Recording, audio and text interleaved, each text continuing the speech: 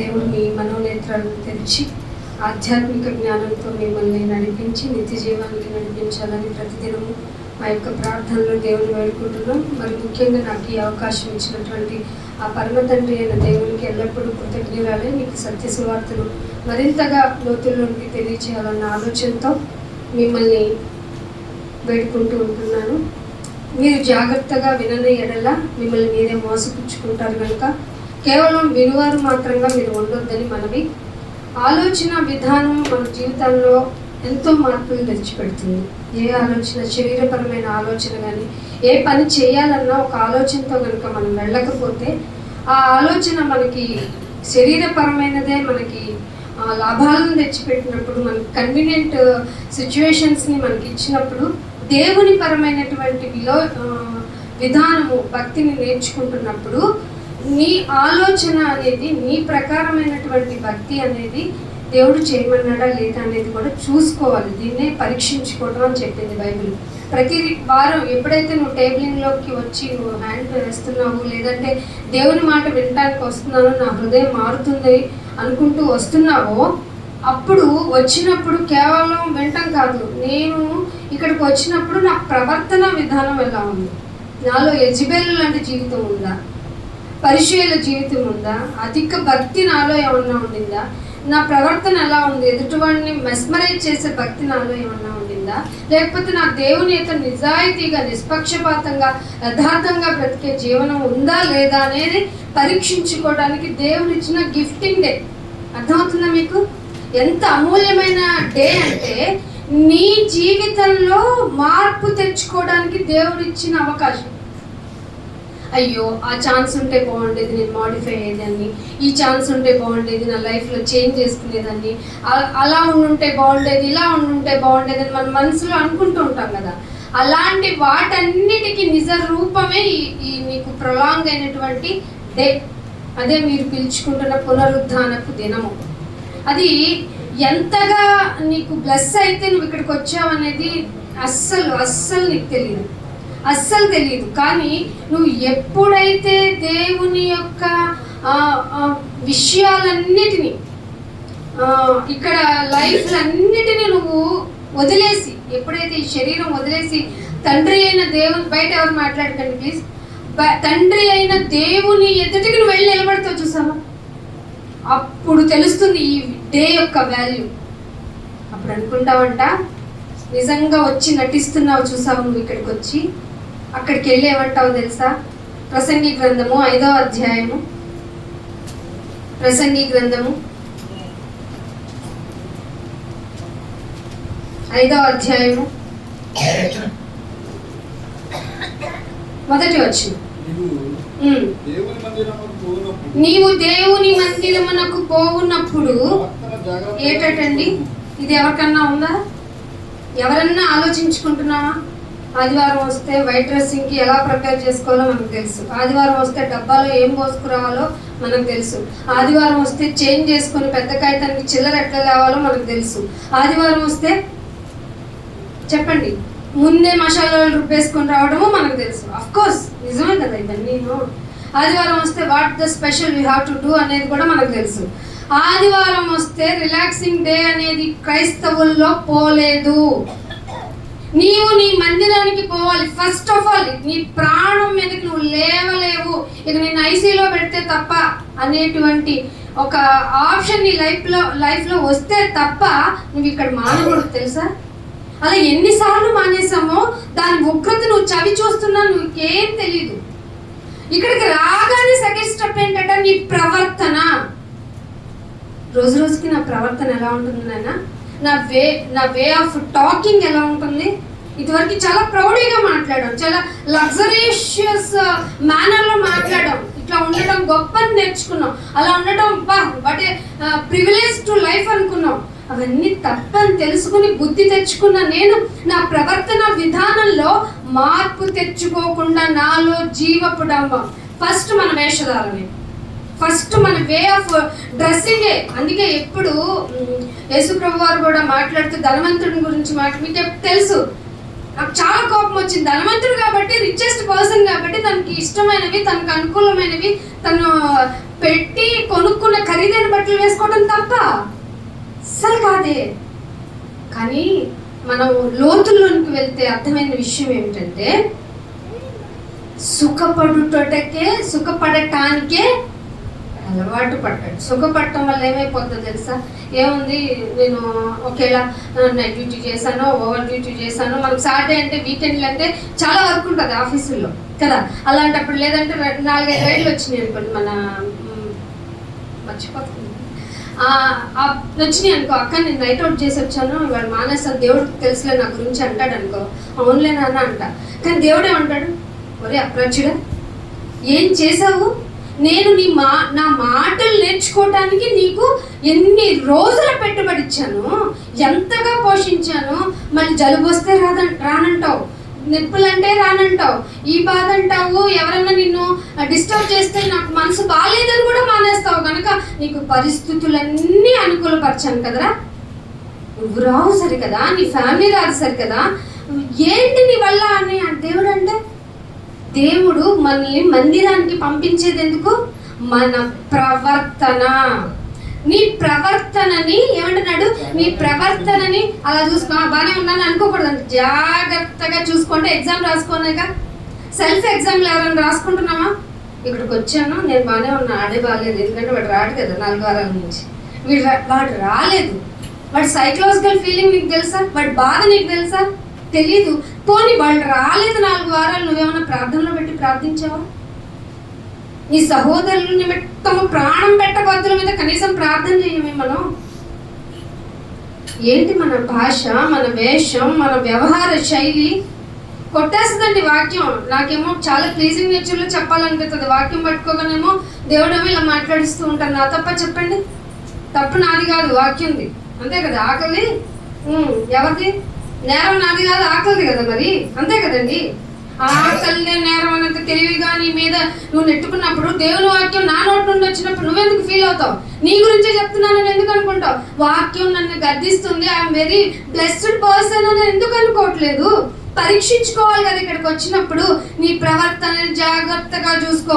బుద్ధిహీనుడు ఒకడు వచ్చేస్తాడు, బుద్ధిహీనులు అర్పించినట్లుగా బుద్ధిహీనులు కూడా అర్పించడానికి అవుతున్నారు. బుద్ధిహీనులు ఎలా అవుతున్నారంటే, మీ మందిరానికి వెళ్తాం తెలుసా అని గొప్పలు చెప్పుకోవడానికి వస్తారు. లేదంటే ఇక్కడ వ్యవహార శైలిలో ఏం జరుగుతున్నాయో, వాట్ ఈస్ ద స్టేటస్ కనుక్కోవాలి కదా. ఒక్కొక్క పర్సన్ గురించి ఒక్కొక్క ఇంటికి వెళ్ళలేదు. మీరు కూడా ఏంటి పథకాలు ఇంటికి వెళ్ళాగా చర్చికి వస్తే అందరి విషయాలు తెలిసిపోతాయి కాబట్టి వస్తున్నావా? అలాంటి బుద్ధిహీనులు కూడా వచ్చాం కదా రూపాయి చంద అయిపోతే ఎవరేమనుకుంటారని బుద్ధిహీనులు అర్పించినట్లుగా బలి అర్పించుట కంటే సమీపించి. ఏం చెప్తారు? సమీపించి అంటే అయ్యగారు మళ్ళీ అనౌన్స్ చేయాలి జరిగిన ముందుకి. ఈరోజు నీకు హోప్ లేదా ఇంకొక ఆత్మ ఇక్కడికి వస్తుందేమో అని? లేదు. ఎవరు వస్తారు? మేము నలుగురమేగా. ఎందుకు? నువ్వు సంఘము దేవుడిది ఆయన మనుషులు సమకూర్చుకోవడం ఆయన ఇష్టం, ఆయన అవసరం, ఆయన చాలా అవసరం. ఈ మాటలు వెళ్ళాలి. సంఘాన్ని ఇక్కడ అందుకే పెట్టుకున్నాడు. నేను గొప్ప కాదు, నువ్వు గొప్ప కాదు, సో అండ్ సో పర్సన్స్ ఎవరు గొప్ప కాదు. ఇక్కడ సత్యం అనేది మారు మ్రోగాలి. ఎందుకంటే రేపు నువ్వు అడుగుతావు కదా, చిన్న మాట నాతో చెప్పిస్తే నేను మళ్ళుతాను కదా అంటాడు వెళ్ళి ఒక బుద్ధిహీనుడు. సో అందుకే సంఘం, అందుకే దేవుని మాటలు, అందుకే సౌండ్ పెట్టి వినిపించేది కూడా. అర్థమవుతుందా? కాబట్టి మీ ఆలోచన విధానాన్ని మార్చుకోండి. మందిరానికి వచ్చినప్పుడు మీరు ప్రవర్తించే విధానం తెలుసుకోండి, పరీక్షించుకోండి. నా పరీక్షలో నేను పాస్ అయితే నా కుటుంబంలో నాకు ఫలాలు దొరుకుతాయి. ఫలాలు నా ద్వారా వస్తేనే కదా కుటుంబం ప్లస్ అవుతుంది. సో నేను ప్లస్ అవ్వటం లేదు అంటే నా ప్రవర్తనే బాగోలేదు, నా ప్రవర్తన బాగలేదు. ఇలా అంటావా? అందుకే యేసుప్రభువు ముందు ఏం ఎదుగుతామంటే మన కంట్లో ఏముంటుంది? దూరం పెద్ద లాగ్ ఉంటుంది. ఎదుటివాడి కంట్లో ఉంటుంది, అసలు కనపడుతుందండి ఇది. వాడు ఏదన్నా కలర్ షర్ట్ వేసుకొచ్చాడు, నేను జస్ట్ చెప్తున్నాను, వేసుకొచ్చాడు అనుకో, వైట్ వేసుకురాలేదు. ఏంటి వైట్ వేసుకొచ్చిన నువ్వు ఇంటర్నల్గా అంతకంటే సోల్ ప్యూరిఫైడ్గా ఉండాలి. తెలుసా నీకు? తెల్లని బట్టలు వేసుకున్న వాళ్ళని కూడా పిలిచి అడుగుతాడు, రంగు బట్టలు వాళ్ళు. నేను తెల్లని బట్టలు వేసుకున్న వాళ్ళకి ఎగ్జామ్షన్ ఇస్తానన్నాడా? అందరూ ఆయన సింహాసనము ఎదుట న్యాయపీఠం అది. అక్కడ బాబు నువ్వు వచ్చిన ప్రతి సండే యు ఆర్ వేరింగ్ వైటింగా? ఓకే కమాన్ రండి, ఆ తండ్రి చేత ఆశీర్వదింపబడిన వాళ్ళారా అన్నాడా? బాబు, దావీదు అభిషేకించడానికి వెళ్ళాడు కదా ప్రవక్త గారు, ఆజాన్ బాహుని చూసి రావయ్య నీకే అభిషేకం అన్నాడు. పో నువ్వు ఆగు, తొందరపడి మాకు అన్నాడట దేవుడు అని ఒక డిక్లరేషన్ ఇచ్చాడు. మనుషులు పై రూపాన్ని చూస్తాడు. నేను నా క్యారెక్టర్ నేను నీకు పరిచయం చేస్తున్నా. దేవుడు హృదయాన్ని చూస్తాడు. అందుకే ప్రవర్తన ఇంపార్టెంట్. ప్రవర్తన సరిగా లేకపోతే నువ్వు ఎంత భక్తి చేసినా అది హిపోక్రటికల్ లైఫ్, వేషధారణ. ఆ వేషధారులైన పరిశీల గురించి, శాస్త్రం గురించి ఈ దేవుడు అండి యేసుప్రభు వారు చెప్పాడండి, కొట్టి కొట్టి కొట్టి మాటలు కొట్టి చంపేశాడు. ఎంతగా వెళ్ళిందంటే ఆ రియాక్షను, సిలువ కేసి చంపాలి వీడిని, వీడు మనకి రక్షణ కలగజేసిన ఆ మహానుభావుని ఏమన్నారు తెలుసా? పళ్ళు పటపట కొరుకొని కొండ మీద నుంచి కిందకి తోసేద్దామా? కాదు, వీడిని ఎట్లాగైనా న్యాయ పీఠానికి లాగేసి చంపేద్దాం. వారి కేకలే గెలిచినాయి. హృదయం యథార్థంగా ఉంటే, ప్రవర్తన సరిగ్గా ఉంటే, వారు ధర్మశాస్త్రం చదువుతున్న వారే అయితే, ఇర్మియా గ్రంథం, యెషయా గ్రంథం ఏ వ్యక్తి గురించి అయితే, ఏ ప్రొహిబిషన్ అయితే జరుగుతుందని చెప్పారో వాళ్ళు యోచించాలి కదా. ఎందుకు ఈ మనిషి ఇంత బాగా చెప్తున్నాడు, దెయ్యాలు వెళ్ళగొడుతున్నావు, అంతా బాగానే ఉంది, నీ వల్ల స్వస్థతలు జరుగుతున్నాయి, అంతా బాగానే ఉంది, కానీ నువ్వు దేవుని కుమారుడు అని చెప్పుకుంటున్నావే, అక్కడే మాకు మండిపోయింది. అదే మాకు నచ్చలేదు. అది దేవదూషణానికి నేను చంపేయాలి. మీరు చదవలేదా? ఏమన్నాడండి యేసుప్రభు? కౌంటర్ టు కౌంటర్ అండి. అసలు యేసుప్రభు మీరు చదవలేదా? మీరు దైవములని వాక్యము ఎవరికి తెలిసనో వారే దైవములు. వాళ్ళ మాటని మీరు పట్టించుకోకుండా మందిరానికి వచ్చి మీ ఇష్ట ప్రవర్తనతో ఇక్కడ ప్రవర్తిస్తే మీ జీవితం ఇక్కడికి రాకుండా ఉండటం మంచిది. నా తరపు నుంచి చెప్తున్నా. ఎందుకంటే మీకు వినబడిపోతుంది, బహులోతైన సత్యం మీకు వినబడిపోయి మీ హృదయం మొద్దు మారిపోతుంటే మరి కఠినమైన శిక్షలోనికి వెళ్ళిపోతారు. బుద్ధిహీనుడు అర్పించినట్టు అర్పించకుండా సమీపించి ఆలకించటం శ్రేష్టము. అంటే the best of the best కదా. అది చేస్తున్నావా? అందుకే 9వ కీర్తనల గ్రంథము 9వ అధ్యాయము మొదటి నుంచి. ఏ హృదయం అది? ఎక్కడ దేవుడికి అక్కడ సగం, నా కూతురికి సగం, నా భార్యకి సగం, నా బిడ్డలకు సగం, ఉద్యోగంలో సగం అనలేదంట. పూర్ణంగా హృదయం అర్పిస్తే ఏ రోజన్నా స్కిప్ చేయాలనిపిస్తుందండి? చెప్పండి. మీరు స్కిప్ చేయాలనిపిస్తుందా? అంటే మానేయాలనిపిస్తుందా? పూర్ణ హృదయంతో నేను పాటలు పాడతారండి కొంతమంది. మైక్ లేకపోతే పాడం, పేరు పెట్టి పిలవకపోతే పాడం, పబ్లిక్ లో అయితేనే పాడతాం. రాగం, తాళం, పల్లవి అన్ని మాకే. లతా మంగేష్కర్ గారు కూడా సరిపోరు. ఎవరి గురించి పాడుతున్నావు? నీ యొక్క గొంతు చాలా బాగుందనా? లేకపోతే నీ యొక్క విధానం, way of style of singing చాలా బాగుంటుందనా? కాదు. నేను పూర్ణ హృదయంతో ఉన్నవానైనా. యెహోవా అంటే అదేదో ఎడారి మతం అంటున్నారు కాబట్టి యెహోవా మీనింగ్ ఏంటంటే మీరు అనుకుంటున్నారే ఆ కాలం అప్పటికే ఉన్నవాడిని. అర్థమైందా? ఉన్నవాడైన దేవుణ్ణి స్తుతించడానికి మందిరంలో రావాలి. పాట నేర్చుకుంటున్నాం, అసలు సిద్ధపడాలి కదా. ఈ కోసం సిద్ధపాటు దినం, గురువారం కూడిక, మధ్యలో బుధవారం హౌస్ గ్యాదరింగ్స్ చేస్తున్నాం కదా. కనీసం పాట కూడా సరిగ్గా పాడటానికి ఆదివారం నువ్వు ప్రవర్తించట్లేదా? ఏ సిద్ధపడ్డావు మరి? నేను పాడాలి. ఎన్ని రోజులు మైక్ నీ ముందుకు వచ్చిన నాది ప్రార్థన నేను వద్దులేండి. ఎందుకు నీకు మరి? ఎందుకు వస్తున్నావు ఇక్కడికి? ఎవరిని మభ్య పెట్టడానికి వస్తున్నావు? పాట సరిగ్గా పాడలేవు, ఆ పాట అర్థం తెలుసుకోలేవు, ఎందుకు పాడాలో తెలియదు. కానీ ఇక్కడ ఏమంటున్నాడు? పూర్ణ హృదయముతో నేను దేవుణ్ణి స్తుతిస్తాను. ఎందుకు? ఏమని స్తుతిస్తావు అంటే, దేవా, ఉన్నవాడైన దేవా, నీ అద్భుత కార్యములన్నిటినీ ఒక్క కార్యం ఏమైనా వివరించావా? ఇక్కడ కాదు, ఇక్కడ మన సాక్ష్యం మనం చెప్పుకుంటే అవును ఆమేన్ హల్లెలూయా దేవుడికి స్తోత్రం, ఎందుకంటే ఆయన అంతటి వాడే. కానీ నీ సాక్ష్యం పబ్లిక్ లోకి వెళ్ళిందా? నీ ప్రవర్తన ద్వారా వెళ్ళిందా? నీ ఆలోచన విధానం ద్వారా వెళ్ళిందా? నీ అద్భుత కార్యము 2 చెప్తాను ఆయన అన్నాడా? అన్నిటిని అద్భుత కార్యములన్నిటినీ వివరిస్తాను, స్తుతిస్తూ వివరిస్తాను. అర్థమవుతుందా మీకు వే ఆఫ్ ప్రొక్లైమింగ్ ఎలా ఉండాలో? పాట పాడేవా ఆయన అద్భుత కార్యం తెలియాలి, మాట్లాడేవా ఆయన గురించిన క్యారెక్టరైజేషన్ నీలో ఇంప్లిమెంట్ అయింది అని తెలియాలి. రోజు రోజుకి నీ ప్రవర్తనలో మార్పు ఖచ్చితంగా కనపడాలి. అలా లేకుండా కాసేపు ఇక్కడికి వచ్చినప్పుడు చాలా బాగున్నాను, నేను మారుతాను, అసలు నేను ఎంత తప్పు చేశాను ఆ రోజు, చిన్నగా తప్పుగా నోరు జారాను, అబ్బా కాలు జారలేదా, అన్నీ జారి ఇక్కడికి వచ్చి నా వల్ల జరిగింది కాదు, నా తప్పు కాదంటాం మనం. అందుకే అంటున్నాడు, నీ అద్భుత కార్యములన్నిటినీ వివరించదను, మహోన్నతుడా నిన్ను గూర్చి నేను సంతోషిస్తాను. ఏమంటే దేవుని గురించి సంతోషించే వాళ్ళు ఉన్నారా? దేవుడు నాకు ఇచ్చే వాడి గురించి సంతోషం ఉందా? ఎగ్జామ్ ఇదే. దేవా నీవు ఇచ్చిన వాటిని బట్టి థ్యాంక్ యూ, ఇదిగో కృతజ్ఞత కోడిక అంటున్నావా? అయినా ఏది చేసినా చేయకపోయినా నువ్వే నా దేవుడు, నిన్ను బట్టి నేను సంతోషించదను, హర్షించుచున్నాను, నీ నామమునకు కీర్తి. నీ నామం వల్లే నా పేరు, నీ వల్లేరా నా నామానికి దోషణ అని చెప్పేసాడు దేవుడు. మనం అంత గొప్పవాళ్ళం.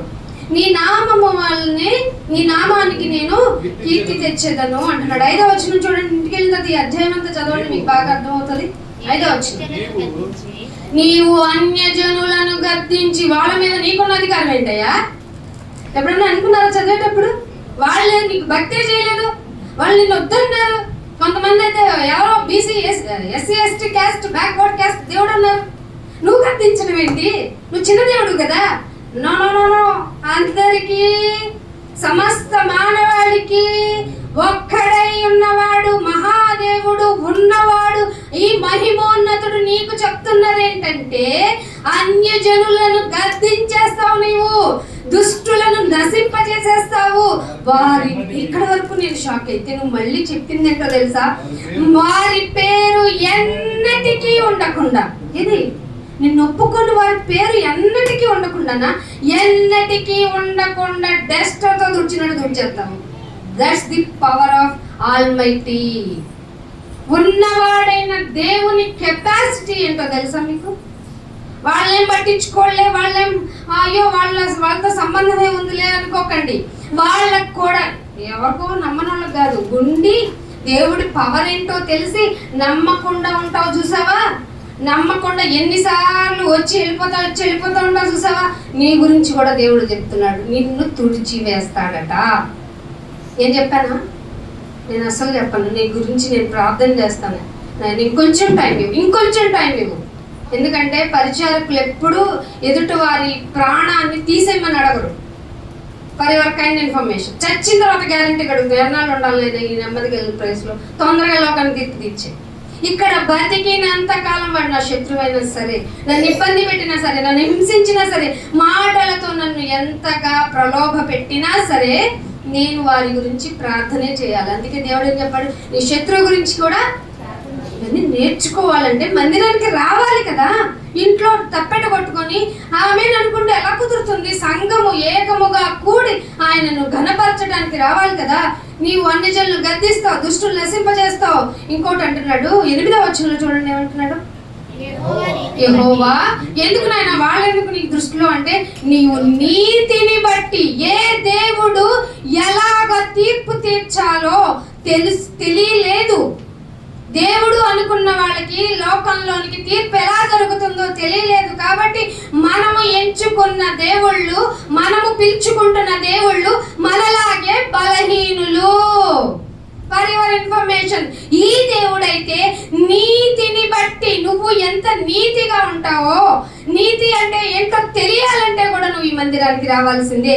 నీతిని బట్టి లోకానికి తీర్పు తీర్చి, యథార్థతను బట్టి ప్రజలకు, మన సుప్రీంకోర్టులు న్యాయం కోర్టులు చెప్పిన సాక్ష్యాన్ని బట్టే న్యాయం తీరుస్తాయి. మహాదేవుడు ఉన్నవాడైన అల్ఫా ఓమేగా ఆది అంతము అయిన దేవుడు ఎలా తీర్పు తీరుస్తాడండి? యథార్థత. ఇది రావాలి మీరు మందిరానికి వస్తే. యథార్థత, నీతి ఉంటాయి. అన్యజనులు కూడా వదిలిపెట్టడంటే నీకేమైనా స్వీట్ ఇచ్చి కూర్చోబెడతాడా? మనం కూర్చోబెడతాం. మనకి ఇష్టమైన వాళ్ళకి మన ఫ్యానిజం ఎక్కడ చేస్తాం? మందిరాల్లో. నువ్వు చెప్పు బాగుంటుంది, నువ్వే చెప్పు బాగుంటుంది అని చెప్పకండి. దేవుడి మాట ఎవరు చెప్పినా, నిన్ను గద్దించేది దేవుని మాట. ఇక్కడ కూర్చొని ఇక్కడ నుంచొని నేను చెప్పే మాట నా దేవుడి లెక్కలోనికి వెళ్తుంది. అది కూడా నా నీతి నా యథార్థత ఉండాలి. వేషధారణ కలిగి నేను బోధించాను అనుకోండి, ఏదో ప్రివిలేజ్ కోరుకోవడానికి నేను ఇక్కడ బోధించాను అనుకోండి, తప్పకుండా తీర్పులోనికి వెళ్తాను. అందుకే అంటున్నాడు 11వ వచనంలో, చూడండి ఏమంటాడు 11వ వచనంలో, సియోను నివాసి అయిన యెహోవాను కీర్తించండి, కీర్తించండి. కీర్తి, ఆయన కీర్తికి అర్హుడు, ఆయన కీర్తి తెచ్చిపెట్టండి. ఆయన క్రియలను, మళ్ళీ చెప్తున్నా, ఆయన క్రియలను ప్రజలలో ప్రచారం, ఇది జరగటం మానేసిందండి. సంఘం ద్వారా జరగటం మానేసింది కాబట్టే ఆయన కీర్తికి అపకీర్తి కలుగుతుంది. ఆయన క్రియలను ప్రజల్లో ప్రచారం చెయ్యండి, ప్రచారం చెయ్యండి. 14వ వచనంలో మరణ ద్వారము, హైలైట్ థింగ్ అండి ఇది.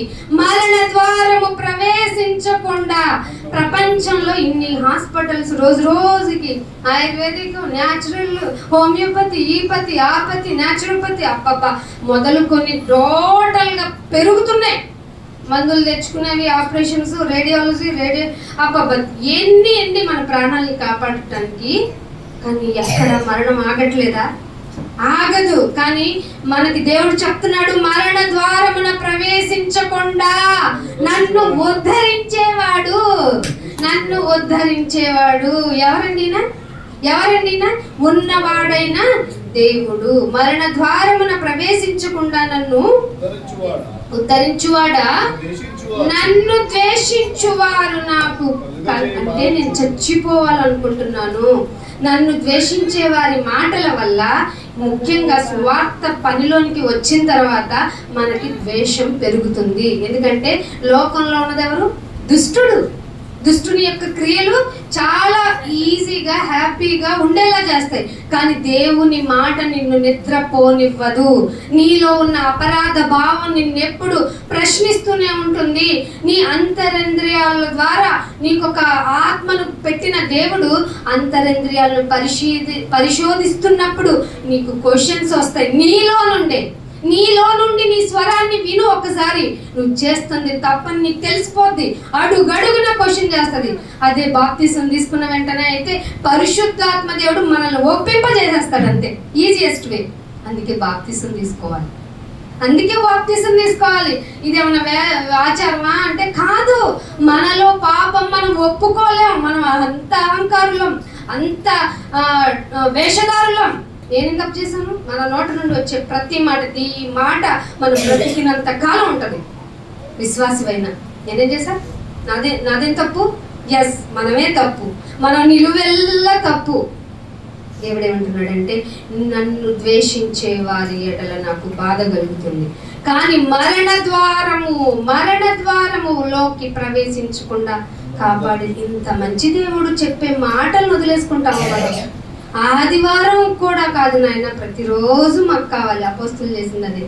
కానీ మనకున్న బరువు బాధ్యతల్ని, మనకున్న టైంని అవన్నీ మనలో పెట్టేసుకొని మనంతా ఎందుకు పరిగెడతామో తెలియదండి. పరిగెట్టాలి. ఎందుకు తింటున్నామో తెలియదండి. తినాలి.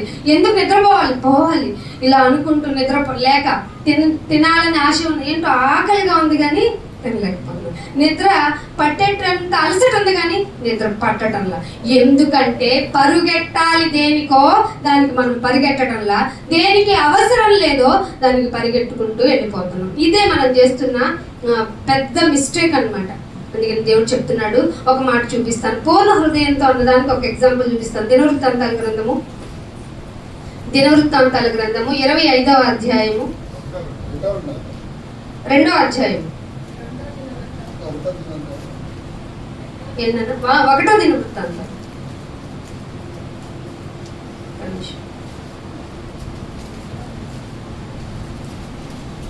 25వ అధ్యాయము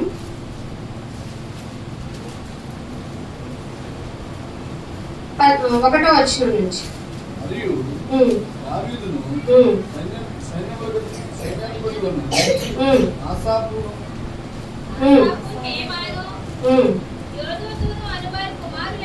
రెండో దినవృత్తాంతం చదవరా ఒకసారి, మొదటి నుంచి. అమజ్య ఏలన ఆరంభించినప్పుడు 2వ దినవృత్తాంతాలు 25. అమజ్య ఏలన ఆరంభించినప్పుడు 25 ఏళ్ళ వాడంట. 25 ఏళ్ళ వాడు ఎన్ని సంవత్సరాలు లేడు? 9 సంవత్సరాలు యెరూషలేముని ఏలాడు. ఏలితే ఈ 2వ వచనంలో అతని గురించి దేవుడు ఏం చెప్పాడు చూడండి. అతడు యెహోవా దృష్టికి ఇక్కడ చాలు కదా నాయన, నీకోసం యథార్థతగా అడిగావు, చేశానుగా, యథార్థముగా ప్రవర్తించను గాని పూర్ణ హృదయముతో ఆయనను. అయితే దేవుని దృష్టిలో తప్ప ఇంటికే చదవడం తప్పో కదా తెలుస్తుంది. ఎందుకంటే ఇక్కడ ఈ అధ్యాయం చేస్తే సాయంత్రం అవుతుంది. మరి పూర్ణ యథార్థంగా ఉండటమే కాదు, పూర్ణ హృదయముతో ప్రవర్తించకపోతే నువ్వు ఆయన గురించి చెప్పలేవు. కీర్తికి ప్రసిద్ధి చేయాలా లేదా? ఇప్పుడు 9వ అధ్యాయంలో చదివారు కదా, ఆయన నీతి క్రియలను కీర్తి తెచ్చే విధంగా నువ్వు ప్రవర్తించాలి కదా, ప్రచురపరచాలి కదా. అందుకే నువ్వు నీ టైం అంతా ఇక్కడే పెట్టాలి. కానీ దేవుడు నీకు ఇచ్చిన ఫ్రీ వీల్తో నువ్వు తిన్నంత టైం తిను, తాగినంత టైం తాగు, నిద్రపోయినంత పో. నువ్వు ఎంత కొంచెమైనా నా మాటలు వినరా అని ఈ రోజు పెడితే ఈ రోజు కూడా టైం ఫిక్స్ చేసుకుంటున్నావు. నిన్నేం చేయాలి? మరి తొందరగా వదిలిచ్చేయాలి నేను. అందుకే ఖడ్గం ఎక్కడ ఉందట? నేను అంటే ఖడ్గం ఎప్పుడు వేరే దగ్గర ఎందుకు ఉండాలని నాకు ఏజ్లో మనకు తెలియదుగా. కొన్ని ఏజ్ కూడా మనకి సపోర్ట్ చేయాలి. చచ్చిపోతే ఇంక మొదలు వేరే దగ్గర వేస్తే చెట్టు రూపం కూడా ఉండదు, తుడిచి పెట్టేస్తాడు. అన్యులనే కాదు మనల్ని కూడా తుడిచి పెట్టేస్తాడు. అందుకనే రోమీలకు రాసిన పత్రిక 6వ అధ్యాయము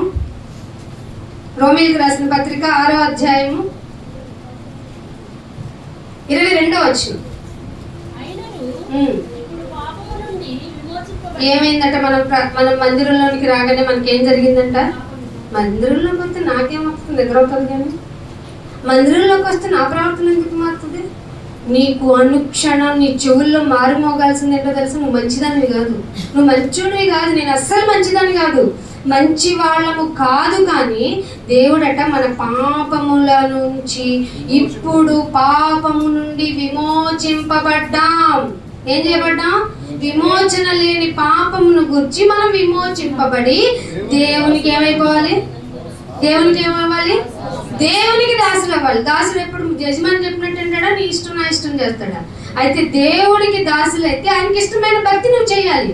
దేవునికి దాసులైనందున మీకేమవుతుంది? మీకు 1+1 ఆఫర్లో పరిశుద్ధాత్ముడు వస్తాడు. మీరు దాసులైనందున పరిశుద్ధాత్మ కలగటమే మీకు ఫలం. అయితే ఏంటయ్యా పరిశుద్ధాత్మ ఉంటే? ఆ ఫలం యొక్క అంతం ఏంటో తెలుసా? ఎంత బాగా చెప్పాడండి. అసలు పౌలు గారికి ఇంత బాగా వాక్యాన్ని చిన్న మాటల్లో పెద్ద సబ్జెక్ట్ని ఎలా రాశారండి? కేవలం ఇది పరిశుద్ధాత్మ సహాయమే. మీకు అర్థం కావాలంటే కూడా పరిశుద్ధాత్మ సహాయం కావాలి. మీరు విని వెళ్ళిపోయే వాళ్ళుగా ఉంటే ఎవడో ఆవిడ ఆయన చెప్పేది ఆయన చెప్పుకుంటున్నాడు, ఆవిడ చెప్పేది ఆవిడ చెప్పుకుంటుంది. కానీ వాక్యానికి జుంటె తేనె ధార కన్నా అనిపించిందా? అనిపిస్తే ఏంటి? వాక్యం తొందరగా ముగించాను, నిద్ర మొహాలు పడతారు. మరి అనిపించిందా మీకు ఎప్పుడన్నా? అంటే మనలో మన జీవుడితో మనం ఎవరితో సహవాసం చేస్తున్నట్టు? దుష్టుడితో. మన జీవుడు ఎవరితో సహవాసం చేస్తున్నట్టు? జీవుడు అంటే ప్రాణం అండి. ఈ జీవుడు పోయాడు కదా, ఎప్పుడంటే ఆ మాట చచ్చిన తర్వాత. కానీ బతికున్నప్పుడు ఈ జీవుడిని చావగొట్టండి. అదే చెప్పాడు, మీరు శరీరాన్ని నలగొట్టకపోతే అది ఖచ్చితంగా మీ మాట వినదు. అన్నం పెట్టకండి దీనికి. నేను అదే చెప్తాను, మీరు దాని పేరు ఏమని పెట్టుకుంటారో, ఉపవాసం పెట్టుకుంటారో, సీక్రెసీగా చేసుకుంటారో, దాన్ని పెట్టకండి. పెడితే కొంచెమే పెట్టండి, చాలా చురుగ్గా పనిచేస్తుందంట. సైంటిస్టులు కూడా చెప్తున్నారు, ఏమైనా క్యాన్సరేటెడ్ పార్టికల్స్ ఉంటే తినేస్తుందంట శరీరమే, తనంతా తానే క్యూర్ చేసుకుంటుందంట. దాంతో పాటు స్పిరిచువల్గా బాండింగ్ పెరుగుతుంది దేవునితో. అందుకే దేవుడు ఏమని చెప్పాడు? మనుషులు నిజమా? ఇవాళ ఫాస్టింగ్ చేద్దామని చెప్పండి ఎవరితోన్నా. రొట్టె వలన మాత్రము కాదు కానీ చెప్పండి అక్క, ఇంకో గంట అనండి, అయ్యగారికి పంపిస్తారు సందేశం. ఎంతసేపు చెప్తుంది? అసలే మీరు టార్గెట్ పెడతారు, వాడికి అయినా చెప్తుంది. తొందరగా చెప్పండి. రొట్టె వలన మాత్రము కాదు కానీ తెలిసిన నీకు వద్దులే అన్నావా, మరింత కఠినమైన తీర్పులోనికి వెళ్తాం. అందుకనే దేవుడు ఏం చెప్పాడంటే, ఇలా చెప్పే వాళ్ళ గురించి జాగ్రత్త అని చెప్తూ మత్తయి సువార్త 7వ అధ్యాయము 15వ వచనం చూడండి. వీళ్ళని డైరెక్ట్ గా చెప్పాడండి. మరి ఏం చెప్తాము? వాళ్ళ గురించి తెలిసిపోతుంది అంటున్నాడు దేవుడు. అబద్ధము చెప్పే వాళ్ళు ప్రవక్తలు, వాళ్ళు అబద్ధము చెప్పు ప్రవక్తలను గురించి, అయ్యగారు వందనాలు, మీకు మీ దగ్గరికి వస్తేనే వాక్యం బాగుంటుంది అయ్యగారు, మీరు చెప్తేనే బాగుంటుంది అయ్యగారు అనకూడదట. వారిని గురించి నీ అంతట నీవే జాగ్రత్త పడు. వారి ఎలాంటి వాళ్ళ తెలుసా? గొర్రెలాగా ఉంటారు. వందనాలమ్మా, నీ గురించి నేను ప్రార్థన చేస్తున్నానమ్మా అని బైబిల్ తెరుస్తారు. తెరిస్తే బైబిల్ ఏం పెట్టాలి? 500కి మించకుండా పెట్టాలి. బైబిల్ చదవడం డబ్బుకి బైబిల్కి అసలు వ్యతిరేకం. చేతితో డైరెక్ట్ గా తీసుకుని అరువుడివి అన్నాడు. గొర్రె చర్మము వేసుకొని మీ యొద్దకు వత్తురు, కానీ లోపల వాళ్ళు క్రూరమైన తోడేళ్ళు. క్రూరమైన తోడేళ్ళు. సంగమా, మీకు దేవుడు చెప్పిన మాట ఇది మీ చెవులకు వినబడిపోయింది. క్రూరమైన తోడేళ్ళు. మాకు ఎలా తెలుస్తుంది అంటే వారి ఫలాలు మీకు బయటపడతాయి. 16వ వచనం, వారి ఫలము వలన మీరు తెలుసుకుంటారు. అయ్యగారు నువ్వు 4 రోజులు రాలేదనుకో, రాకపోతే వాళ్ళ గురించి నేను ఆలోచించను, నాకు అనవసరం అన్నాడు అనుకోండి, మంచి ప్రవక్త కాదు. సంఘం అంతటి గురించి, మీ క్షేమం గురించి వద్దన్న ప్రకటనలో చెప్తున్నాడు. ఎందుకు పాస్టర్ గారు ఎందుకు చెప్తున్నాడు? ఆయనకు అవసరం ఏంటి? మీరే కుటుంబము కనుక, ఇక్కడ వారితోనే పరలోకం వెళ్ళాలి కనుక అలాంటి సంఘ కాపరిని వెతుక్కోండి. ఏమంటున్నాడు? మీరు వారిని తెలుసుకుంటారు. ముండ్ల పొదల్లో ఎక్కడైనా ద్రాక్ష పళ్ళు వస్తాయా? అబద్ధ ప్రవక్త ముండ్ల పొద, ద్రాక్ష గ్రేప్స్ కావాలంటావేంటి? పల్లేరు చెట్టుకి ఏమన్నా అంజూరపు కాయలు వస్తాయా? రావు. ఒకవేళ వచ్చినట్లున్నా అది నటించే వేషధారణ జీవితమే. సో అలాంటి వారి పట్ల మీరు జాగ్రత్తగా ఉండండి అంటున్నాడు. వాళ్ళు ఎందుకు అలా చెప్తున్నాడు చూడండి. 2వ పేతురు రాసిన పత్రిక 2 విషయాలు వీళ్ళ గురించి మీకు చెప్పకపోతే నేను సబ్జెక్ట్ కంప్లీట్ చేయలేను. 2వ పేతురు 2వ అధ్యాయము 1 నుంచి, మరియు అబద్ధ ప్రవక్తలు వేరే చోట నుంచి మేము అబద్ధ ప్రవక్తలు ఏమైనా ఫ్లకార్డ్ పట్టుకొని వస్తారనుకుంటున్నారా? మీలో జాగ్రత్త పడమని ఎందుకు అర్థమైందా? మీలోనే ఉంటారు. అమ్మా స్వస్థత జరుగుతూ వచ్చే అంటారు. నాయనా నాకు కావాల్సింది రక్షణ ఎందుకు అడగవు?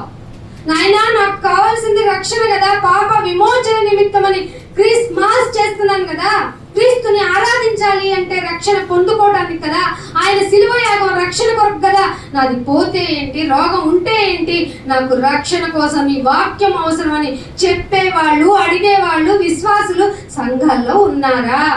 అందుకే రోజు రోజుకి స్వస్థత సేవలు పెరుగుతున్నాయి, కానీ ఆరోగ్య ప్రదాత అయినటువంటి ఈ వాక్యాన్ని ప్రచురించే వారికి సపోర్ట్ తగ్గిపోతుంది.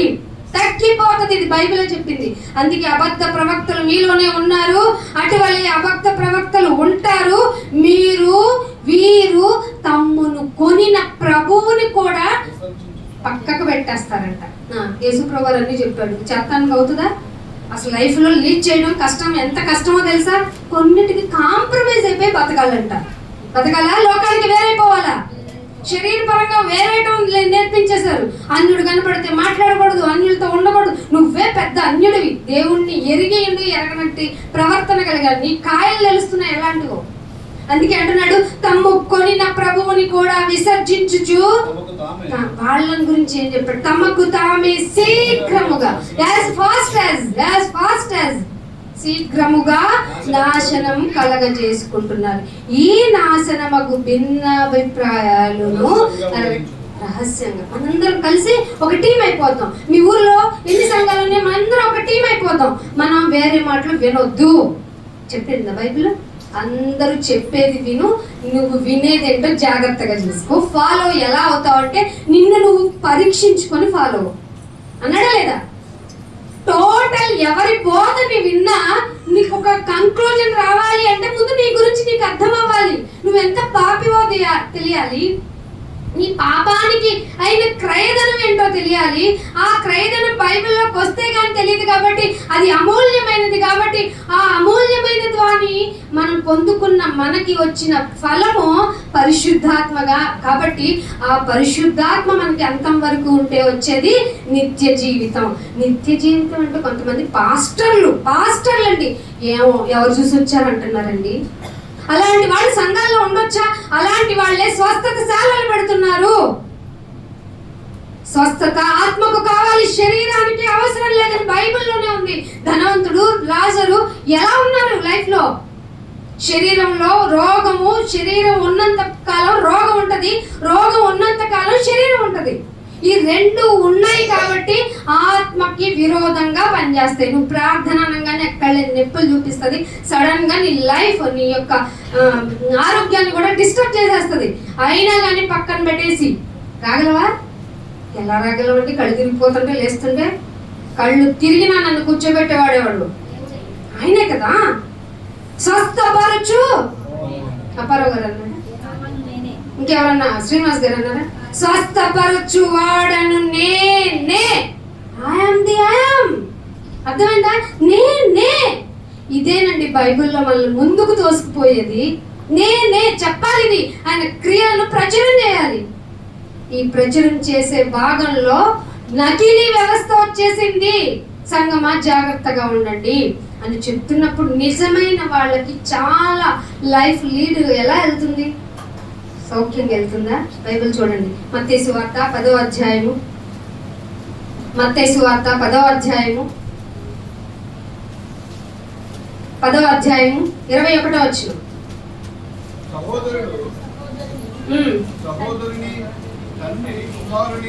సహోదరుడు సహోదరుని నీ సహోదరుడు కోసం సాధ్యమైతే సమాధానంగా ఉండు, ఆ సహోదరుడి కోసం భరించు, ఆ సహోదరుడి కోసం నీ కుదిరితే నీ ప్రాణత్యాగం చేయి, ప్రాణం పెట్ట బద్ధుడివి అని చెప్పారా? కానీ మీరు గనక సత్యం, నిజం చెప్తున్నాను, మీరు జాగ్రత్తగా దేవుళ్ళలో ఉంటారో ఉండరో మిమ్మల్ని మీరు పరీక్షించుకుని నిర్ణయం తీసుకునే కాలం వచ్చేసింది. సహోదరుడు సహోదరుని, తండ్రి కుమారుణ్ణి మరణానికి అప్పగించేస్తారు. ఎప్పుడు అప్పగిస్తారు నాయనా? ఎప్పుడు అప్పగిస్తారు? మీరు ఎన్నో వచనం చదువుతారంటే 17వ వచనంలో చూడండి, 17వ వచనం ఇదే అధ్యాయం. మనుష్యులను గూర్చి బైబిల్ ఏం చెప్పిందండి? ఎంత మోసం చేశాడు. బైబిల్ చదువుకున్నవాడు సంఘానికి వెళ్ళాడు, ఎస్ వాళ్ళే. మనుషులను గురించి జాగ్రత్త పడండి, వారు మిమ్మల్ని మహాసభలకి అప్పగించడానికి కూడా వెనకాడరు. అంటే ఏమనిపిస్తుందండి? క్రైస్తవ జీవిత యాత్రలో మనం ఒంటరి పోరాటం చెయ్యాల్సిందే. మనుషులను గురించి జాగ్రత్త పడండి, వారు మిమ్మల్ని మహాసభలకు అప్పగిస్తారు. తమ సమాజ మందిరంలో కొట్టడానికైనా వెనకాడు. ఎందుకంటే వాళ్ళు ఎలాంటి వాళ్ళు తెలుసా? 16వ అధ్యాయంలో 16వ వచనంలో, ఇదిగో తోడేళ్ల మధ్యకు, మనం ఎవరు? గొర్రెల. తోడేళ్ల మధ్యకు మనల్ని పంపించాడు దేవుడు, చెయ్యి వదిలేశాడు. నీ కెపాసిటీ, నీ క్యాలిబర్ ఏంటో దేవుడికి తెలియాలి. నాయనా, నువ్వున్నావన్న తోడుతో, నీవే నాకు తోడని తెలుసుకొని నువ్వే నన్ను బలపరుస్తావని నేను ముందుకు సాగుతున్నా. తోడేళ్ల మధ్య ఏంటి? సింహాల మధ్య అగ్నిలో పడేసిన ఐ డోంట్ కేర్ అనాలా లేదా? ఏంటి నాయనా, ఒక సభ అంతా అయిపోద్దండి పబ్లిక్ మీటింగ్లు పెట్టినప్పుడు. కానీ ఇప్పుడన్నా ప్రార్థన చేద్దామా అని వస్తారు, సార్ దగ్గరకో నా దగ్గరకో అంకుల్ దగ్గరకో వస్తారు అనుకోండి. ఏమని అడుగుతారు చెప్పండి? ఒక 80 ఏళ్ళు ముసలాడు వచ్చి కాళ్ళు నొప్పులు ఉన్నాయమ్మా, ప్రార్థనకి ఏం చేయాలి? 20 ఏళ్ళకి 30 ఏళ్ళకే కాళ్ళు నొప్పులు వచ్చారు. ఏమని చేస్తావు? 80 ఏళ్ళలో నువ్వు చేసిన దేవుడి పని ఏంటంటే ఏం చెప్పగలుగుతావు? నా పిల్లలు పెళ్ళిళ్ళు చేసి సెటిల్ చేశాను, నా దేవుడి దగ్గర తీసుకెళ్తుందా? నువ్వు దేవుళ్ళలో ఉంటే వాళ్ళని ఎక్కడి వరకు ఏం చేయాలో నీకు తెలుస్తుంది. నీకు తెలియదు, నీ గురించే నీకు తెలియదు, నీకు దేవుడి గురించి ఎలా తెలుస్తుంది? అందుకే దేవుడు అంటున్నాడు, తోడేళ్ల మధ్యకు గొర్రెలు పంపినట్లు మిమ్మల్ని పంపుతున్నాను కనుక. ఎక్కడికి వెళ్ళినా నేను దేవుడు నమ్ముకున్నాను గర్వవి కాలు ఎగరేమాక, పందులు ఎదుట ముత్యాలు జాలమాక. ఏంటి? కుక్కల విషయమే జాగ్రత్తగా ఉండండి అన్నాడా లేదా? ఆ కుక్కలు ఏం చేస్తాయి? తిన్నదాన్ని మళ్ళీ కక్కి మళ్ళీ తింటాయి. అసహ్యం వేస్తుంది కదా. మన బతుకులు అంతే. మీరు పాము వలె వివేకం, ఎక్కడ ఎవరికి ప్రొక్లైమ్ చేసే విధానంలో నీలో ఒక లాజికల్ మైండ్ లేకపోతే నీ వల్ల కీర్తింపబడవలసిన మహాదేవుడు నీ వల్ల అపకీర్తి తెచ్చుకుంటున్నాడు. ఇప్పటికి చాలా మంది ఇలాగే చేస్తున్నారు. మీరు పాము వలె వివేకులను, పావురము వలె నిష్కపటముగా. అందుకే యథార్థత, నీతి అవసరమైంది. ఎలా ఉంటున్నావు? బల్లకొచ్చేస్తున్నావు, బల్ల తీసుకుంటున్నావు. అయ్యో, ఇన్ని సంవత్సరాలు బల్ల తీసుకుంటున్నా ప్రతిసారి ఉగ్రతనేమన్నా సమకూర్చుకుంటున్నావా? ఖచ్చితంగా నీ ఫలాలు నీకు తెలుస్తాయి. అందుకే నేను ఒక మాట చూపిస్తాను. ఇదే మత్తయి సువార్తలో 2 తిమోతి 3వ అధ్యాయం 3:12 చూడండి. 2 తిమోతికి రాసిన పత్రిక 3వ అధ్యాయము 12వ వచనం. క్రీస్తు యేసునందు సద్భక్తి, మంచి భక్తి కాదు ఇది, వాక్యానుసారమైన భక్తితో బ్రతకాలి అంటే దేవుడు మీ ముందు ఉంచిన ఛాలెంజ్ చూడండి. క్రీస్తు యేసునందు సద్భక్తితో బ్రతక ఉద్దేశించిన వారందరూ ఎందుకంటే వాళ్ళకి నచ్చదు. యథార్థంగా ఉండమంటే ఉండలేరు, నీతిగా ఉండమంటే ఉండలేరు. ఎక్కడ పాట అక్కడ పాడతారు. ఏదో ఉంది కదా సామెత, ఏ రోటి దగ్గర పాట ఆ రోటి దగ్గర పాడేస్తారు. అప్పుడు ఏమనిపిస్తుంది? అందరితో సమాధానం వచ్చేస్తుంది, వాడు మనోడేలా అంటారు. కానీ అస్సలు విషయం ఏంటో తెలుసా? నువ్వు మారలేదు. క్రీస్తు యేసునందు అదే సద్భక్తితో కనుక నీవు ఉంటే ఖచ్చితంగా హింసలోనికి వెళ్తావు. నేను చెప్పాను బైబిల్ చూడండి అందరూ. క్రీస్తు యేసునందు సద్భక్తితో. నీ వైఫ్ వల్ల నీకు వ్యతిరేకత ఉందా? భరించడం నేర్చుకో. నీ భర్త వల్ల ఉందా? భరించడం నేర్చుకో. ఒకవేళ దేవుడే అనుకుంటే, ఆ భరించలేవు నువ్వు అనుకుంటే నీ జీవితంలో నుంచి పక్కన పెట్టేస్తాడు ఆయన. సమకూరుస్తాడు పరిస్థితులన్నీ. ఏం ఆలోచిస్తున్నావు? భరించలేని వాడివి, ఇంట్లో వాళ్ళనే భరించలేని వాడివి. సువార్తని, నేను క్రీస్తుని నమ్ముకున్నానని నువ్వు బయటికి వెళ్ళి ఆయన క్రియలను ప్రచారం చేస్తే ఎలా భరించగలవు? నేను సభలు తెచ్చేస్తారే, అపనిందలు వేస్తారే, అన్యాయంగా తిడతారే, నువ్వు భరించలేవే, వెనక్కి వచ్చేస్తావు. కానీ దేవుడు ఏమంటున్నాడు తెలుసా? నా గటి మీద చెయ్యి వేసిన వాడు ఎవడు వెనక్కి చూడకూడదు. మరి చూస్తున్నావు అంటే ఏంటి అర్థం? బలహీనులు ఎప్పుడు దేవుని రాజ్యాన్ని స్వతంత్రించుకోలేరు. కాబట్టి ఒక మాట చూపిస్తాను. మత్తయి సువార్తలో 5వ అధ్యాయం 11వ వచనంలో. మత్తయి సువార్త 5వ అధ్యాయము 11వ వచనం. నా నిమిత్తము జనులు మిమ్మల్ని పిలిచి సన్మానం చేస్తారని ఉందండి. వాక్యాలకు వెళ్తామా? 10 నిమిషాలు ఇస్తానంటారు. ఏం చెప్తాను? 10 నిమిషాలు కీర్తించాల్సిన ఆ మహాదేవుడి గురించి 10 నిమిషాలు ఏం చెప్పాలి నేను నీకు? అలాంటప్పుడు నన్ను పిలవకు. నిజంగా నువ్వు పిలవకుండా ఉంటే మంచిది కదా. క్రీస్తు నా నిమిత్తము జనులు మిమ్మల్ని నిందించి హింసించి, అంటే యాజకత్వం తీసుకున్నావంటే ఎంత ఛాలెంజింగ్ లైఫ్ లీడ్ చేయాలో చూడండి. క్రైస్తవులకి చెప్పేవాళ్ళకి కాదు, అనుసరించే వాళ్ళకి కూడా. మీరు మిమ్మల్ని నింద అంటే ఎందుకు వేస్తారు? చేయని దానికి తప్పుగా చెప్తారు, దాన్ని నింద. హింస ఎందుకు ఇస్తారు? ఒప్పుకోలేదు కాబట్టి హింస. నిందించి హింసించి మీ మీద అబద్ధం ఒకటేసేస్తారంటే భరించగలమని తట్టుకోవాలి. అందుకే మరియమ్మ గారిని, అమ్మా నువ్వు ఆశీర్వదింపబడిందని అనగానే తర్వాత ఏమన్నా నీ హృదయంలోంచి కత్తి వెళ్తుందమ్మా. హృదయంలోంచి కత్తి. క్రైస్తవులు, క్రీస్తుని ధరించుకున్న వారందరమైన మనము ఎలా అయితే మన జీవితాన్ని ఎలా ఇంప్లిమెంట్ చేసుకుంటున్నామో ఆ టైంలో మీ హృదయాల్లో కత్తులు వెళ్ళిపోతాయి. భరిస్తారా? క్రీస్తు యేసునందు సద్భక్తితో బ్రతకనుద్దేశించి వారందరూ హింస పొందుతారు. అదే 1 పేతురు రాసిన పత్రిక 1వ అధ్యాయం చూడండి. 1 పేతురు రాసిన పత్రిక 1వ అధ్యాయం 6వ వచనం. ఇందువలన మీరు మిక్కిలి ఆనందించుచున్నారు కానీ అవసరమైన మాకు న్యూ ఇయర్ ఇంకోటి ఇచ్చావు, మాకు ఇంకొక జన్మదినం ఇచ్చావు, మా ఇంట్లో ఇంకో బిడ్డను ఇచ్చావు, మా ఇంట్లో అబ్బా మాకు చెయ్యింది ఏంటి నాయన అని మీరు ఆనందిస్తున్నారు. కానీ ఫర్ యువర్ కైండ్ ఇన్ఫర్మేషన్ నేనేం చెప్తున్నానంటే అవసరమును బట్టి అంటే ఎవరికి అవసరం? నీకే అవసరం.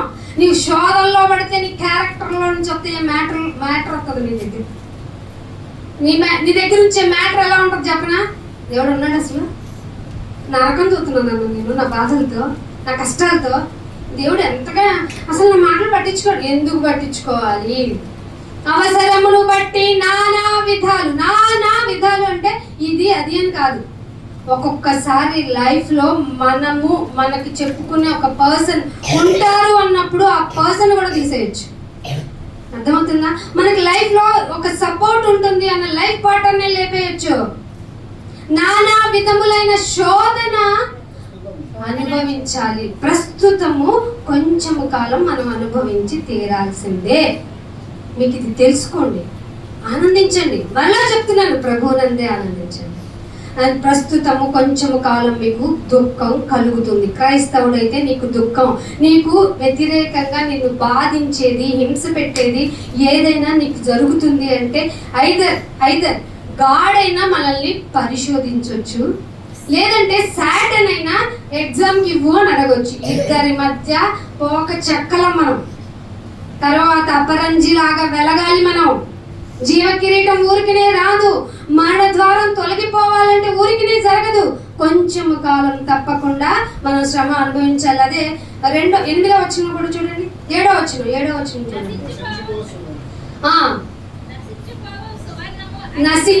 ఇదే ఇందాక నశించిపోయే సువర్ణము దేనికి పరీక్షకు గురి అవ్వాలి? గోల్డ్ ఎలా ఉండాలి మీకు? ఏంటండి కొంచెం వెలుగా ఉందంటే తీసుకుంటారా? తల మెరగాలి. తల మెరిసిందంటే రాని ఇంప్లిమెంట్ అయిందని దానిలో. కానీ దేవుడు ఏమంటున్నాడు తెలుసా? నశించిపోయే సువర్ణం, ఇది చచ్చిపోతుంది, ఇది మట్టి ఒక లోహంగా మారి తక్కువగా దొరుకుతున్న బంగారాన్ని మహాప్రసాదం మెల్లో అంటున్నాం, గల్లో అంటున్నాం, దేనిలోనో వేస్తున్నాం. ఇప్పుడు గోల్డ్ బట్టి కూడా ఐడి రేట్స్ దొరుకుతున్నాయి తెలుసా? ఎవడో 80 కోట్ల కంట చూపించమన్నారంట, బిల్స్ లేవంట. ఐటీ వాళ్ళు ఎత్తుకుపోయారు, దాన్ని తీసుకెళ్ళి బ్యాంకులో దాసారు, బ్యాంకులోనే కూడా గోల్డ్ లేదు. అర్థమైందా? అలా ఉంది ప్రపంచం. కాబట్టి దేవుడు ఏమంటున్నాడు? హింటిస్తున్నాడు, నశించిపోతే సువర్ణం, బంగారం, నశించిపోయే సువర్ణమే మీరు అగ్ని పరీక్షకు గురి చేస్తేనే కదా శుద్ధీకరింపబడుతున్నది. మరి మీకొద్దా? మనం శుద్ధీకరింపబడాలంటే మనకొద్దా? వద్దు అనుకున్న వాళ్ళకి మీకు ఒక నమస్కారం కావాలి. నాయనా నన్ను పరిశోధించు, లోపం నాలో ఏమన్నా ఉందేమో చూడు అని అడగల వద్దా? ఆ ధైర్యం లేదా? అయితే అపరాధివి. అపరాధులమైన మనల్ని మళ్ళీ కనికరించి కాపాడుతున్న కృపని మీరు నిర్లక్ష్యం చేస్తే గ్యారంటీగా అదే అంటున్నాడు, అనేక అమూల్యమైన మీ విశ్వాసం. మన విశ్వాసం ఎలాంటిదట? వెలపెట్టలేనిది. ఈ విశ్వాసం కూడా శోధనల చేత పరీక్షకు నిలవాల్సిందే. పరీక్షకు నిలవవలసినదై యేసుక్రీస్తు ప్రత్యక్షమవుతాడు. చూసారా? ఆ టైంకి మెప్పు ఏమున్నావు బిడ్డ, ఏమి ఇవ్వకపోయినా నిన్ను నేను పట్టించుకోలేదన్నట్టుగా నీ చెయ్యి వదిలేసిన నా కొరకు బ్రతికి చూపించి నాకు కీర్తి తెచ్చిపెట్టావు చూడు, నీకే మహిమ. ఇదిగో జీవ కిరీటం తీసుకో, నా పక్కన వచ్చి ఆశీర్వదై కూర్చో. ఈ మాటల కోసం కదండి క్రైస్తవుడు ఎదురు చూడాలి. ఏ బాధ, ఏ లోటు గురించి ఏడుస్తున్నా ఇక్కడికి వచ్చి? అవన్నీ సహజం. అగ్ని పరీక్షకు లోనవ్వాల్సిందే. అందుకని మహిమ, ఘనత కలగటానికి కారణం ఇవి. కావాలంటే ఇప్పుడు శోధన కావాలొద్దా? అదే వద్దండి, శోధనలు కావాల్సిందే అనిపిస్తుంది, బైబిల్ అనిపిస్తుంది. అందుకే మీరు ఆయనను చూడకపోయినా ప్రేమిస్తున్నారు కదా, మీ అమూల్యమైంది కదా విశ్వాసము. కానీ ఇప్పుడు కన్నులారా చూడకయే విశ్వసిస్తున్నామే. మన విశ్వాసానికి కలిగే ఫలం ఏంటంట? ఆత్మరక్షణ. ఇది ఎవ్వరు ఇవ్వలేదు, ఎవ్వరు చేయలేదు. కాబట్టి మీ రక్షణను ఎలా కాపాడుకుంటారు? ఏ విధంగా అదే ప్రకటించే వాళ్ళకి ఎంత ప్రాబ్లమాటిక్ లైఫ్ ఉంటుందో ఒక క్రైస్తవుడిగా జీవించే మనకి అదే ప్రాబ్లమాటిక్ లైఫ్ ఉంటుంది. లాస్ట్ ఒక మాట చూపించి ముగించేస్తాను చూడండి. 2 కొరింథీయులకు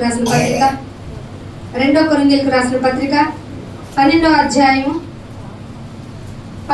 అధ్యాయము ఏంటైనా శోధన చెప్తుంది.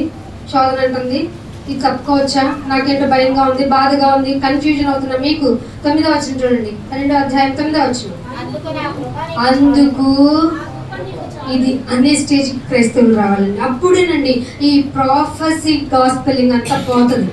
నీ కృప నాకు చాలును, ఎందుకంటే బలహీనత యందే మమ్మల్ని శత్రువులు కొట్టేసిన, తల్లిదండ్రులు అన్న వాళ్ళు వదిలేసిన, లేకపోతే భర్త అనేవాడు మమ్మల్ని ఇబ్బంది పెట్టినా, ఏ విధమైన ఇదిగో నాకు గొప్ప మిత్రుడు అనేవాడు నాకు మిత్ర భేది అయినా, నువ్వు నాకున్నావు.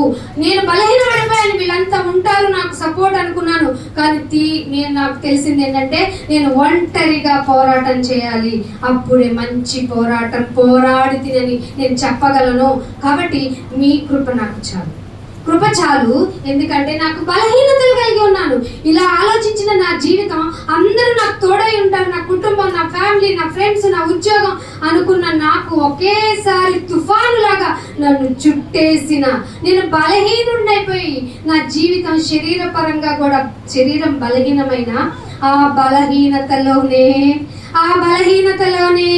నా శక్తి పరిపూర్ణం. మనం పరిపూర్ణులు అవ్వాలవుతా, పరిపూర్ణులము కాగా క్రీస్తు శక్తి నా మీద నిలిచి ఉండాలంటే నేను బలహీనంగానే ఉండాలి. చాలా మంది అంటారు, అమ్మ ఎప్పుడు చూసినా ఇంత వీక్గా ఉంటాం, మైండ్ పట్టుకోగానే అలా ఉంటుంది. నా దేవుడు నాకు ఇచ్చిన శక్తి మీరు కూడా అనుభవించాలనే సదుద్దేశంతోనే సద్భక్తితో ప్రవర్తించే వాళ్ళందరికీ హింట్ ఇచ్చాను. మీరేం కోరుకుంటున్నారు, ఎలా బ్రతుకుతున్నారు, మరి విశేషముగా మరి ఆయన ఇంకా బలహీనం చేయలేదు, ఇంకా నన్ను అలక్కొట్టరాదు. మరి విశేషముగా నా బలహీనత యందే పరమ సంతోషం. ఎక్స్పీరియన్స్ చేస్తున్నారా? మీకు ఏమైనా కట్లు కథల్లాగా హరికథల్లాగా ఉన్నాయా? నేనెప్పుడు బలహీనున్నో 10వ వచనంలో అప్పుడే బలవంతుణ్ణి. ఎందుకంటే శరీరమే బలహీనం, ఆత్మ వెరీ అది ఎవరిదంటే ఆత్మ తండ్రి నుండి విడిపోయి వచ్చిన భాగం అండి బాబు. ఈ దుష్టుడి వల్ల దీనికి మనం బలహీనం అంటున్నాం. కాబట్టి మీరు ఆలోచించుకోండి, మీ ద్వారా కీర్తి ప్రపంచానికి వెళ్ళాలంటే మీరు బలహీనులు అవ్వాల్సిందే. మీ చుట్టూ ఏ రిలేషన్ మిమ్మల్ని బ్లాక్మెయిల్ చేయకూడదు, ఏంటి మా కోసం చూడవా అని అడగకూడదు. నువ్వు నీ దేవుడి మీదే డిపెండ్ అవ్వాలి. అందుకు ఆయన ప్రతి దాన్ని ఎరక్కొట్టి నిన్ను నిలబెడతాడు. భరిస్తావా? నలిగితే ఏమన్నా నొప్పి వస్తా రాదా? వెరక్కొడితే భయంకరమైన వేదన వస్తుంది. ఆ బాధ వేదనలోనే నిన్ను పరిశీలించి చక్కగా నీ అమూల్యమైన విశ్వాసాన్ని ఆయనే కాపాడుతాడు. సో బలహీనతలోనే బలవంతులం. రోమీయులకు రాసిన పత్రిక 2వ అధ్యాయము 3వ వచనం. ఈ విషయం తెలిసి ఏం చెప్పినా ఎలా మారకున్నా మీ జీవితాలకి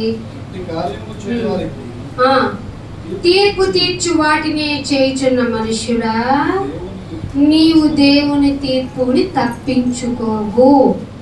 దేవుడి దగ్గరికి వస్తున్న వాళ్ళని, దేవుడితో మాట్లాడుతున్న వాళ్ళని, దేవుడు నీ సంఘం నీటికి రావట్లా, మా ఇంటికి రావట్లా. ఈ సంఘానికి వచ్చే ప్రతి వ్యక్తి విలువైన వాళ్ళే. ఆ విలువైన వాళ్ళ యొక్క బలహీనతల్ని భరిస్తున్న వాళ్ళని మీరు జాగ్రత్తగా కాపాడుకోవాలి. అందుకే అంటున్నాడు కింద 4వ వచనంలో, దేవుని అనుగ్రహం మీకు ఇంటిమేషన్ ఇస్తున్నారు యాజకులని ఇక్కడ బోధించే వాళ్ళు. సో వాళ్ళకి మీరు చాలా సపోర్టివ్గా ఉండాలి. నిజమైన ప్రవక్తలు, నిజమైన మాటలు చెప్పే వాళ్ళకి మీరు సపోర్ట్గా ఉండాలి. దేవుని అనుగ్రహమును మారు మనసు పొందుటకు, దేవుని అనుగ్రహాన్ని మీకు చెప్తున్నారు కదా, మీరు ఇక్కడికి వస్తే మారు మనసు పొందాలి కదా. అందుకే కదా మీ ప్రవర్తన జాగ్రత్తగా చూసుకోవాలి. మారు మనసు పొందుటకు నిన్ను ప్రేరేపిస్తుంది. రోజు మారాలి. మనం ఇక్కడ చెప్తున్నా నేను మారాలి, వింటున్న మీరు మారాలి. మనందరం ఎవరికి కీర్తి కలగజేయాలి? ఆ మహిమోన్నతుడైన భగవంతునికి కీర్తి కలగజేసే భాగంలో అబద్ధం, ఫాల్స్ ప్రీచింగ్ ని కూడా అడ్డుకోవాలి. ఆ టైంలో మనము ఒంటరి వాళ్ళమైపోయినా భయపడకూడదు, బాధపడకూడదు. నీ కృప నాకు చాలు, ఎందుకంటే నా బలహీనత ఎంత నేను బలవంతుణ్ణి అనుకోవాలి. ఇస్తూ ఏం చెప్పాలి తెలుసా? అనుగ్రహ ఐశ్వర్యమును సహనమును ధృవీకరిస్తున్నావు కదా, నీకు ఇదే చెప్తున్నా, నీ హృదయ కాఠిన్యము వల్లే నువ్వు ఉగ్రతను సమకూర్చుకుంటున్నావు అని చెప్పాలి. ప్రచురణ చేయాలి. చేసి వచ్చి బల్లలు చేతులు వేయాలి. ఇలా చెయ్యకుండా బల్లలు ఎన్ని సంవత్సరాల్లో చేతులు వేస్తాం? ఈ జీవితాన్ని ఏ విధంగా ఇక్కడికి వచ్చి చూపిస్తున్నావు? ఆయనకి మంచి బలి పశువు. ఆ పాతకాలంలో బలిచ్చే పశువుకి మచ్చ ఉంటేనే తీసుకోలే దేవుడు. నీ హృదయం ఎంత మచ్చలు ఉన్నాయి? నా హృదయంలో లోతు ఎలా ఉంది? నీతి ఉందా? యథార్థత ఉందా? ఇవన్నీ లేకుండా బల్లలో చేతులు వేస్తున్నావు కదా. అపరాధులం. మీలో అనేకులు రోగులను నిద్రించేవాళ్ళు, శరీరపరంగా నిద్ర, ఆరోగ్యపరంగా నిద్ర లేకుండా ఇక్కడికి వచ్చి ప్రశాంతంగా బ్రతుకుతున్న మీకు దేవుడు ఇదే చెప్తున్నాడు, శ్రమ పొందటానికి రెడీ అవ్వండి. లేదు మాకు సుఖమే కావాలి, ఇస్తాడు. అది ఇస్తాడు. మంచి దేవుడు. ఆ ఇస్తున్న ఆయనను, ఆయన అనుగ్రహ ఐశ్వర్యాన్ని చులకన చేసే నీకు నీ ఉగ్రతను నువ్వే సమకూర్చుకుంటున్నావు. ఆ ఉగ్రతలోనికి వెళ్లకుండా మనల్ని కాపాడుకోవాలి అంటే మనం యేసు ప్రభు వారు చేసినటువంటి త్యాగమైనటువంటి బలలో మనం చేతులు వేయాలి. పూర్ణ హృదయంతో మనము ప్రవర్తించాలి. అటు ధన్యత మీకు అందరికీ దయచేయాలని ఆ దేవుడిని కోరుకుంటూ ఇంతటితో నా మాటలు ముగిస్తున్నాను. చిన్న ప్రార్థన చేస్తాను. తండ్రి, మీకు ఎంత వందనాలు. మా జీవితం రోజు రోజుకి తెలుస్తుంది నేను ఎలా బ్రతకాలి. ఒంటరి ప్రయాణం అవసరమే, కానీ తెలియక ఎవరినో కోరుకుంటున్నాను. మా జీవితంలో ఎవరో పోయారని బాధపడుతున్నాను. ప్రవక్తలుగా మీ మాటలు బోధించే మాకు నీవే ధైర్యము, మా బలహీనతల్లో నీవే మాకు ఆధారము, ఆశ్రయం. ఇవన్నీ చెప్తున్నాము నమ్మని వారికి వారి సమైన ఒకరిని సమకూర్చుకుంటున్నాను. తెలుసుకున్న మేము మీ కుమారు యొక్క త్యాగాన్ని జ్ఞాపకం చేసుకుంటాం. మా మనస్సులను, మా జీవితాన్ని, మా పాపాలను ఒప్పుకునేలాగా మీ పరిశుద్ధాత్మ సహాయాన్ని కోరుకుంటున్నాం. విన్న మేము నీ కీర్తిని ప్రచురపరచడానికి, క్రియలన్నిటిని వివరించడానికి తిరిగి బయలుదేరే ప్రయాణంలో మమ్మల్ని మేము ఎంత బలహీనపరుచుకునే స్థితి వచ్చినా నీ వైపే చూస్తూ నీ కొరకు బ్రతికి చూపించి మా విశ్వాసం అమూల్యమైనదని నీ ద్వారా మెప్పి పొందుటకు మమ్మల్ని సిద్ధపరచమని యేసుక్రీస్తు వారి పరిశుద్ధమైన నామములో ప్రార్థన అడిగి అనుకుంటున్నాను. Thank you all of you. God bless you.